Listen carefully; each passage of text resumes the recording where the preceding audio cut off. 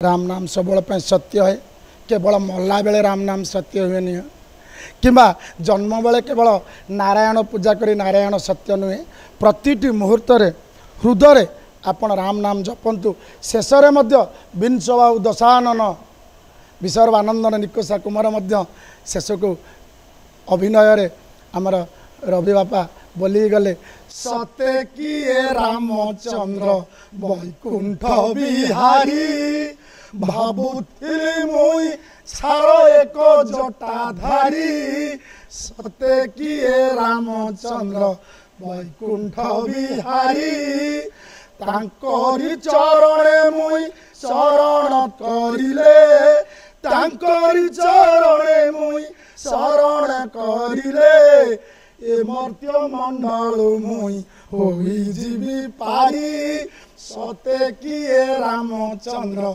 वैकुंठ बिहारी। जय श्री राम, जय जगन्नाथ, जय महिमा लेख, हर हर महादेव। आज बहुत आनंदर दिन। स्वप्नेश्वर महादेव झारपड़ा रामलीला रामनवमी आरंभ हो आज 14 दिन रावणपोड़ी शेष है। कथा मन पड़े त्रेतयारे प्रभु श्री रामचंद्र 14 वर्ष वनवास जाते। द्वापर प्रभु वासुदेव 14 वर्ष पर्यंत नंदों घरे थिले एवं कलिजुगे प्रभु जगन्नाथ 14 दिन पर्यंत ब्रह्मगिरी अलारनाथ रूप में पूजा पाती।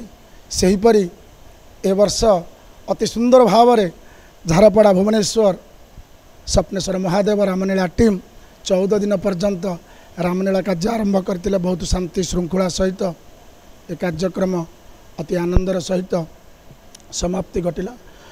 एठी मो घर हूँ पोईझारी प्रतारद्रपुर शासन। एठी मु निजे जड़े कलाकार भाव में आसी जो कला अभिनय कली एठाकर गुरुजन मान को अशेष अशेष धन्यवाद। अंकर पीढ़ी आज के 38 वर्ष पर्यंत रामलीला चली। गोटे जिनस मुझे शिक्षा को मिलला जदि कौन व्यक्ति विशेष प्रभु नीति रे समर्पण करुच्ची तांको निश्चित भाव में परिचय दि जाऊ। आज मो पाखे छोटिया कला को मध्य से माने आज लोकलोचन को आनिले। बहुत बहुत धन्यवाद। मु विशेष कर ध्यान देवी एठाकार गुरुजन एवं बहुत गुणीजन अच्छी आ जो मैंने अच्छा धन मन आउ तांकर समय देइछंती जमिति कि आमर प्रभात मार्था बाबू, जगन्नाथ प्रधान बाबू एवं रवि मार्था बाबू, बहुत मंगराज अच्छी एवं आमर बहुत पुराना कलाकार अच्छी। सेमाने जतेबेले आमे कौनसी कला को प्रदर्शन करने को जाऊ सेमाने आमको प्रति मुहूर्त शिखाती एमती हसिया को पड़ो, एमती चलने को पड़ो, एमती कहवा को पड़ो, एमती जेस्चर देवा पड़ो कि एमती एमती कले हम। अति सुंदर लगे, अति आनंद लगे।